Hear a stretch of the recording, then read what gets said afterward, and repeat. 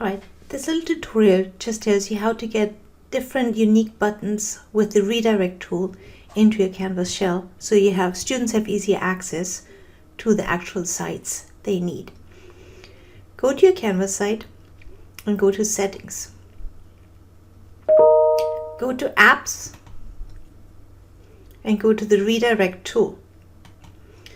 You'll see that you can add the app, you can use it as many times, and this time I'm just going to add Quizlet